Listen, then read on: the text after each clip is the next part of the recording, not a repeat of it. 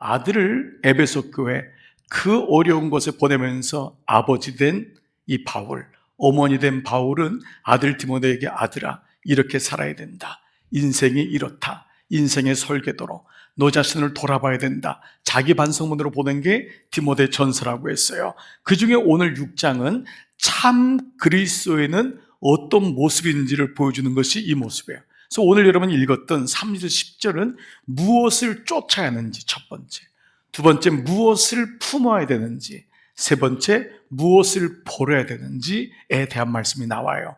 그래서 오늘은 묵상 안 했는데요, 내일부터 보게 될 마지막이 이 단어로 시작하는데, 이 단어는 오늘 말씀과 연결해서 나오는 아주 중요한 단어입니다. 바로 6장 11절에 이런 단어가 나와요. 바로 뭐죠? 다 같이 오직 너 하나님의 사람아, 이 단어예요. 여러분 보세요. 그동안 바울은 디모데에게 아들아, 디모데야 이렇게 얘기했는데 이제는 뭐라고 하냐면 오직 너 하나님의 사람아. 이게 정말 놀라운 고백입니다. 사실 디모데는요 20대예요. 젊은 나이에요. 아직 믿음이 쓰기는 어려워요. 그런데도 그는 그 약한 걸 보지 않는 거예요. 하나님의 눈으로 아들을 보며 너는 내 아들이기 전에 하나님의 아들이다. 그래서 오직 너 하나님의 사람아. 영어로 나온 게 원어에 가깝게 번역했는데요, 이 앞에 오직을 but이라고 했어요. but you man of God. but은 뭐예요? 앞에 있는 것, 모든 사람들이 그렇게 살지만 너는 아니라는 거예요. 너는 하나님의 아들이라는 거예요. 세상 사람들은 다 세상 풍조를 따라가지만 아들아 너는 예배자다. You man of God. 그러나 너는 하나님의 사람이란다 라고 말씀하고 있죠. 저는 이 man of God이라는 단어를 쓸 때마다 정말 잊혀지지 않는 사건이 하나 있어요. 제가 미국에서 목회하면서 그 제니토로 이제 교회에서 관리하시는 분이 있었는데, 이분이 남미 분이 밤에 와서 이제 좀 이렇게 화장실을 청소하시고 복도도 청소하시는 분인데, 이분이 너무 착해요. 성품도 너무 좋아요. 게다가 믿음도 좋아요. 그런데 게을러요. 이게 뭐지? 청소하는 분이 이게 다 좋은데 게을러가지고 꼭 얘기를 해야지만 이게 하는 거예요. 어디 가시나요? 거기서 어디 주무시고 있고, 이게 잠이 많고. 그러니까 이게 임원회 할 때마다 그 장로님, 권사님, 목사님 바꿔야 됩니다. 저는 못 바꾸겠는 거예요. 그 이유가 뭐냐면 이분은 저를 만날 때마다 You man of God 이 얘기를 하는 거예요. 그러니까 자를 수가 없는 거예요. 그래서 정말 못 자릅니다. 왜냐하면 그분이 나에게 유일하게 You man of God이라고 한 분이기 때문에. 장로님들은 나한테 man of God이라고 안 하는데 그분은 man of God이라고 하는데, 내가 어찌 차라리 장로님들을 자르지 그분을 자르겠습니까? 농담으로 쪼크로 앉아 있으니까 장로님들도 막 맞다고 막 그랬는데, 좋은 대로 이제 옮겨 가셔서 다행히 이제 그렇게 됐어요. 여러분 보세요. 제가 이때 깨달았어요. 말씀 묵상하는 게 이렇게 수지 맞는구나. 이분이 디모데전서 6장 13절에 이 말씀 하나 가지고 잘릴 수 있는 그 직장에 가서도 You man of God. 여러분 위험할 때마다 man of God이란 단어를 잘 사용하지 보십시오.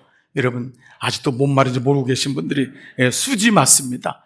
말씀의 묵상이 한 단어가 이렇게 소중한 거예요. 여러분 자녀를 향해서, 여러분 배우자를 향해서 You man of God 이렇게 해보신 적이 있나요? 잔소리는 많이 하지만 너 이것도 못해 이것도 못해 그 얘기를 하지만 딸아 너는 man of God이야. 아들 너는 man of God이야. 당신 man of God이야. 여러분 이 얘기를 들을 때 너무너무 기쁜 거예요. 아까도 1층 일부 예배드리면 적용은 금방 하더라고요. 엘리베이터 타고 내렸는데 한 권사님이 목사님 man of God 그래서 또 우리 그 엘리베이터만 웃었잖아요. 여러분 오늘 인사하실 때마다 다 여러분 man of God 아멘. 너 하나님의 사람아. 그러면 그 얘기 들은 대로 그렇게 될 줄 믿습니다. 그래서 오늘은 하나님의 사람이 쫓아야 될 것, 품어야 될 것, 그리고 버려야 될 것, 이 세 가지를 먼저 묵상해 볼게요. 먼저 하나님의 사람, 오직 너 하나님의 사람이 쫓아야 할 게 뭐냐? 바로 하나님의 말씀임을 오늘 3절 5절에 나오고 있어요. 자, 3절, 5절 한번 여러분 동그라미도 쳐보시고 같이 한번 읽어볼까요? 시작. 누구든지 다른 교훈을 하며 바른 말 곧 우리 주 예수 그리스도의 말씀과 경건에 관한 교훈을 따르지 아니하면 여기까지만요. 자, 먼저 말씀해 보죠. 바른 말이라요. 바른 말. 옳은 말씀은 말씀밖에 없잖아요. 근데 그 옳은 말씀이 내 안에 들어오면 옳은 말을 하게 되는구나. 바른 말, 곧 그것이 주 예수 그리스도의 말씀이라는 거예요. 이 말씀만이 바른 말씀이래요. 세상에 어떤 교훈도 많지만 그것이 진짜는 아니란 말이에요. 이게 진짜 바른 말씀인데 오늘 말씀에 보니까요, 그 말씀이 쫓는 것이 중요한지를 얘기하면서 그 다음에 보니까 또 뭐라고 나왔죠? 그 다음 구절 한번 보실래요? 교훈을 따르지 아니하며 그는 교만하여. 교만이라는 말씀에 정의가 나옵니다. 교만은요, 돈이 많은 사람이 교만한 게 아니에요. 여러분, 가난해도 교만해요. 여러분, 명예가 높은 사람이 교만할까요? 아니에요. 명예가 없는데도 교만해요. 여러분, 우리는 잘생기고 키가 크고 예쁘면 교만하다고 생각한 거예요? 아니에요. 안 생기신 분도 교만하시더라고요. 근데 교만의 정의가 뭐냐 하면은 말씀이 없을 때, 그게 교만이래요. 성경은 말씀이 없으면은 내면적으로 교만한 거예요. 나는 가난하니까 교만하지 않지. 나는 뭐 교만할 게 뭐 있어? 아니에요.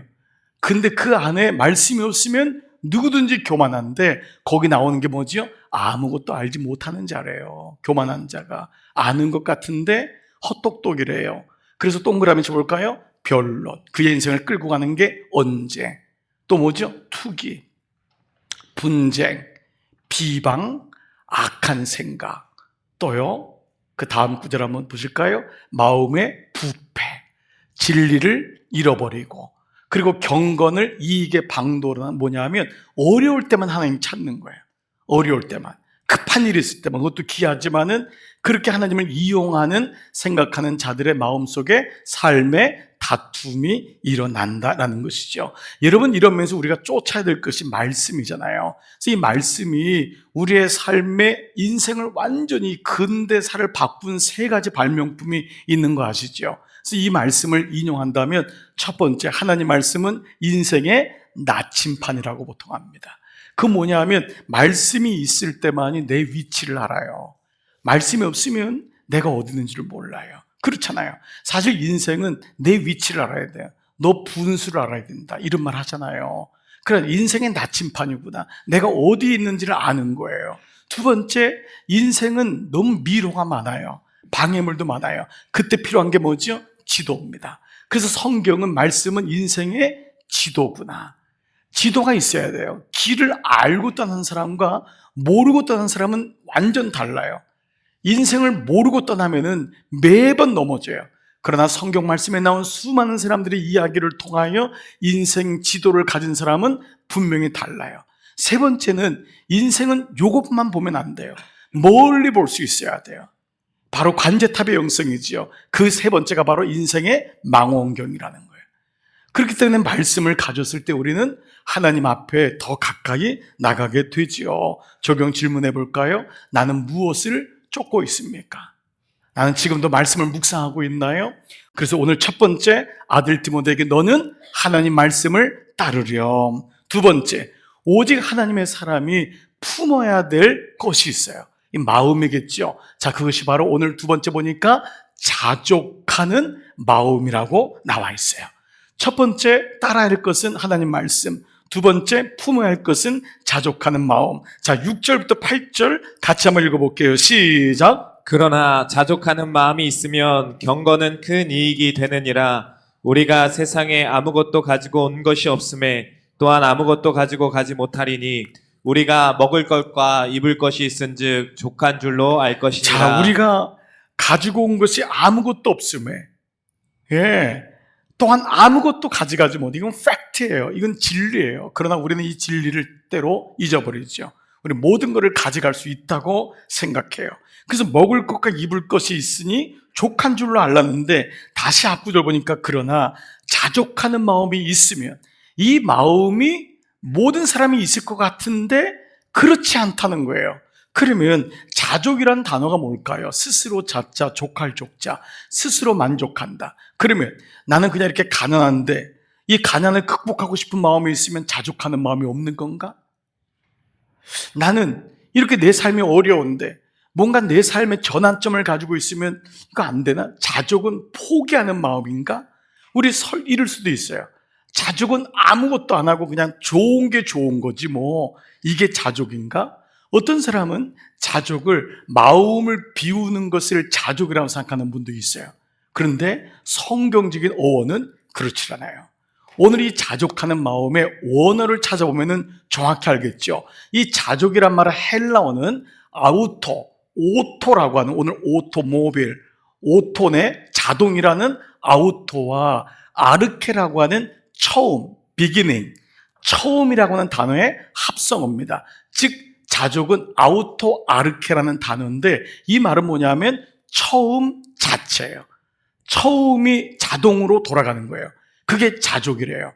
자, 그러면 우리에게 처음 자체가 뭘까요? 성경에 나온 첫 번째 사건, 아담과 하와의 인류의 첫 번째 사건은 바로 에덴 동산에서 하나님하고 있을 때의 상태, 그게 바로 자족이래요. 즉 자족은 무엇이 있고 없고를 떠나서 하나님하고 함께 할 때의 마음이 자족의 마음이래요. 참 이 놀랍지 않습니까? 우리 인생에 어떤 것을 소유하고 채워지면은 자족하고, 없으면 뭐 할 수 없고, 이런 것이 아니라 하나님이 내 안에 계실 때만이 가능한 마음이 자족의 마음이래요. 그 세상 사람들이 나 자족해 이거 하고 그리스도인이 나 자족해는 다른 거예요.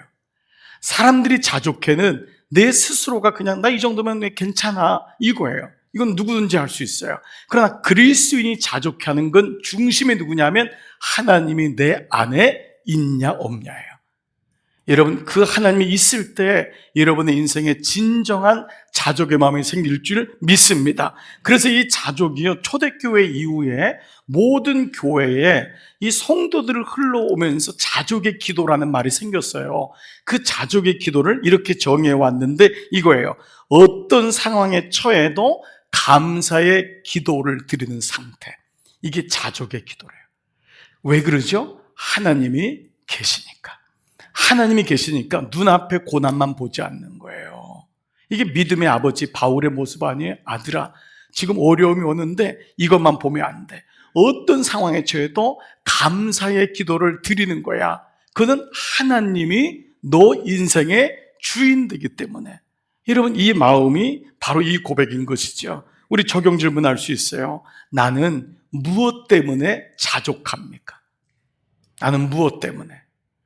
그 사람 때문에, 이것 때문에, 이만 하니까 아니라 정말 내 안에는 하나님이 계심으로 하나님 때문에 자족하는 마음이 있습니까? 여러분, 후자가 여러분의 마음 되시기를 축복합니다. 자, 첫 번째, 무엇을 쫓으라고요? 하나님 말씀을. 두 번째, 무엇을 품으라고요? 자족하는 마음을. 세 번째, 바울 아버지는 아들에게 이것을 버려야 된다고 해요. 세 번째는 바로 오직 하나님의 사람이 버려야 할 것은 세상의 정욕이라고 말씀하고 있어요. 자, 9절 10절 볼게요. 부하려 하는 자들은 시험과 올무와 여러 가지 어리석고 해로운 욕심에 떨어지나니. 그런데 이 말씀을 다시 한번 봐보세요. 9절부터 한번 볼게요. 띄워줘 보세요. 자, 9절. 부하려는 자들은 시험과 올무와 여러 가지 어리석고 해로운 욕심에 떨어지나니. 요것만 보면 안 돼요. 우리 인생에도요, 목표가 있으면 어느 위치에 올라가고자 하는 사람은 그 마음이 있어야지 올라가요. 부도 어느 정도 내가 한번 모아보겠다, 이 마음이 있을 때 여러분 올라가고 모으게 돼요. 그러면 이 앞에 있는 말씀까지만 보면 안 돼요.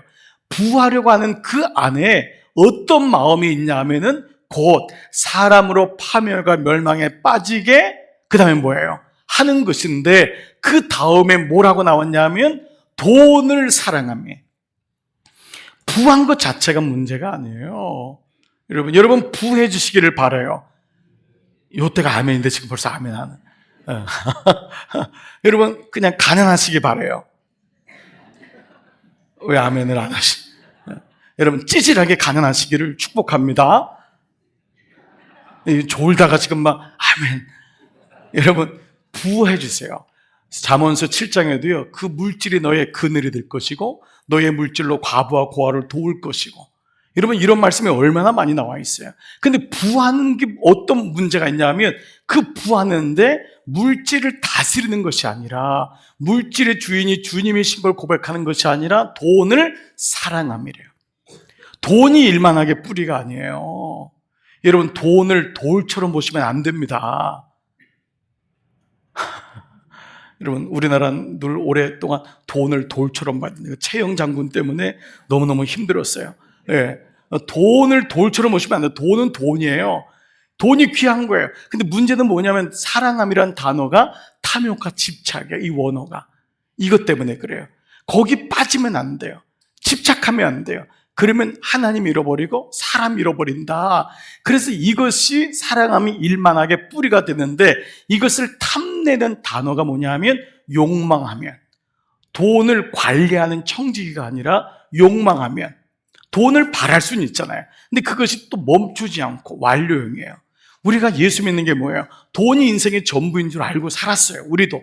근데 어느 날, 이 돈 위에 하나님이 계시구나, 이걸 깨달은 거예요. 그러니까 멈출 줄 아는 거예요. 이게 탐내는 자들이 못하는 거예요. 탐내는 자들은 결국 어떻게 되죠? 그 다음 구절에 미혹을 받아. 이 미혹을 받는 것은요, 궤도를 이탈한대요. 믿음의 궤도를 벗어나게 되는 거예요. 하나님 중심으로 살던 것을 벗어나서 결국 믿음에 떠나서 많은 근심, 깊은 슬픔과 절망이래요. 탄식이래요. 이게 오는데 결국 이로써 자기를 찔렀도다. 이 찌르는 건 바늘로 찌르는 게 아니에요. 이거는 이 도축장의 갈고리에 꿰어있는 짐승처럼 된다는 거예요. 이게 얼마나 무서운 말씀이에요. 그러니까 바울이 아버지로서 디모데에게, 아들아, 네 인생에 돈이 중요한 거 내가 안다. 그런데 돈이 중요하지만 돈을 탐욕하고 집착하게 되면은 그로 인해서 다 잃게 된다. 너 인생의 도축장에 갈고리에 걸려있는 것처럼 될 것이다. 찔렸도다 말씀을 들을 때 디모데의 마음이 얼마나 찔렸을까요? 아버지의 마음이 훅 들어왔을 거예요. 이게 이렇게 되는 것이구나. 그렇기 때문에 오늘 말씀을 통해서 우리는 깨닫게 되는 거예요. 여러분, 혹시 이 사람 아세요? 이 사람이 돈이 얼마나 많았는지, 시애틀에 있는 모든 도시를 자기가 가진 돈으로 도배를 할 수 있다. 이 사람이 정의된 사람이에요. 그렇게 시애틀의 모든 도시를 자기 재산으로 다 깔 수 있다고 했던 이 사람이에요. 그렇게 돈이 많았어요. 엄청난 일을 했습니다. 이 사람 74살에 돌아가셨어요. 근데 이분이 죽기 전에 한 말이 의미가 있어요. 그럼 뭐라고 했을까요? 잘 살았습니다. 많은 사람 도왔습니다. 하나님의 은혜였습니다. 이랬으면 얼마나 감사해요. 근데 이분이 마지막 썼던 단어가 뭐냐면 I got lost. I got lost. 길을 잃어버렸다. 이 말하고 죽었어요. 이번에 마지막 죽을 때의 고백이에요. 그렇게 돈이 많았는데 나는 길을 잃었다. 그리고 죽었어요. 실제로 이분 옆에는 아내도 없었어요. 너무너무 부자인데 아내를 너무 힘들게 했어요, 돈으로. 아내도 떠나고 자식들 다 떠났는데 나중에 이 사람 재산으로 자식들은 다 원수가 됐어요. 손주들조차 그의 곁에 있는 사람은 아무도 없었어요. 친구라 부를 수 있는 사람도 아무도 없었다고 합니다. 돈은 모았지만 그의 말대로 모든 것을 잃어버렸어요. I got lost. 그는 무엇보다도 74세에 죽을 때 그는 장로교 교인이라고, 그는 나무 위키에도 나와요. 그는 교인이라고 했어요. 그러나 아무도 그를 그리스도인이라 부른 사람은 없었어요. 그는 하나님을 떠났어요. 적용 질문할 수 있어요. 돈은 소중하지만 돈이 하나님보다 위에 있는가? 나는 돈에 집착하는 정도가 어느 정도인가? 나는 예배도 힘들 정도인가? 기도도 잃어버릴 정도인가? 하나님의 사명을 혹시 잃어버리고 있진 않는가? 나는 버른 다음에 무엇을 쓰고 있는가? 그 하나님이 주신 물질로 무엇을 사용하고 있는가? 그렇습니다. 이렇게 하나님께서 우리에게, 디모데에게 바울을 통하여 너가 쫓아야 될 것은 오직 하나님 말씀이고, 너가 품어야 될 것은 자족하는 마음이고, 너가 버려야 할 것은 세상의 정욕이다 라고 말해요. 그러면서 오직 너 하나님의 사람이 되기 위해 이 세 가지를 할 건데, 이 세 가지를 가능하게 하는 것이 무엇인지를 바울은 1장부터 6장까지 디모데 후서를 넘어가면은 그 아버지의 마음에 나와 있어요. 바로 이것이 내가 너를 위해 기도해 주는 것이고, 너에게 평생에 잊지 말 것은 하나님과의 교제라는 거예요. 하나님을 놓치지 마라. 그걸 가리키는 기도라고 하죠. 여러분, 오늘 우리 교회 표 여러분 아시죠? 이번 우리 디모데서를 통해 추수감사절에 우리에게 주신 말씀이에요. 디모데서 2장 1절, 간구와 기도와 도고를 감사함으로 아뢰라. 이것이 아들된 디모데에게 아버지가 준 가장 첫 번째 말씀이에요.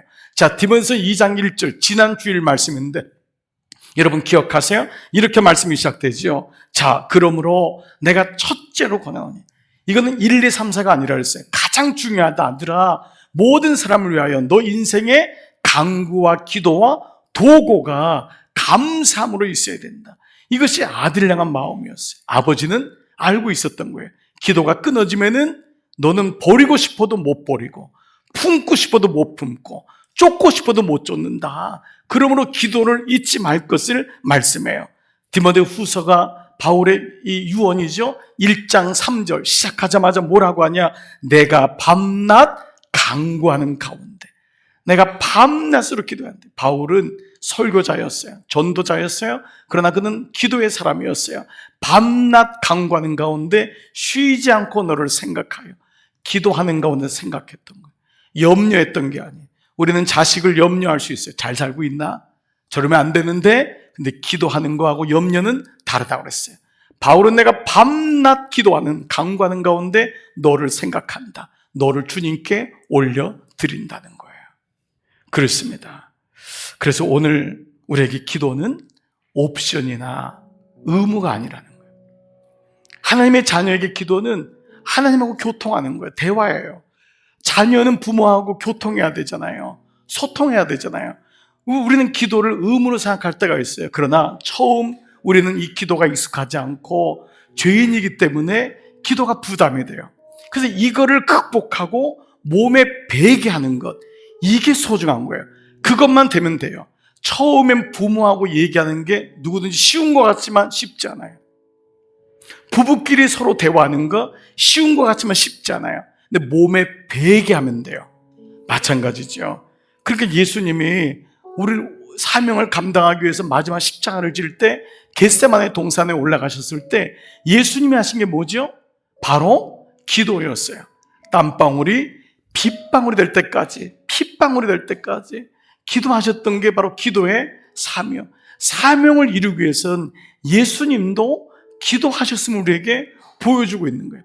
우리의 인생을 완주하기 위해서는 끌고 갈 것은 기도구나, 이거를 보여주는 거예요. 여러분, 그러나 제자들은 기도하지 않았잖아요. 여러분 그 말씀 아시죠? 마태복음 26장 40절, 제자들에게 오사, 그들이 자는 것을 보신 거예요.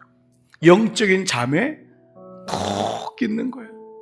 영적으로 깨어있지 못한 거예요. 자는 걸 보시고 수제자인 베드로에게 말씀하시되, 너희가, 모든 제자에게 말씀하신 거잖아요. 너희가 나와 함께 기도는 주님과 함께 하는구나. 이런 모든 기도를 막 에너지를 쏟고 할 수는 없어요.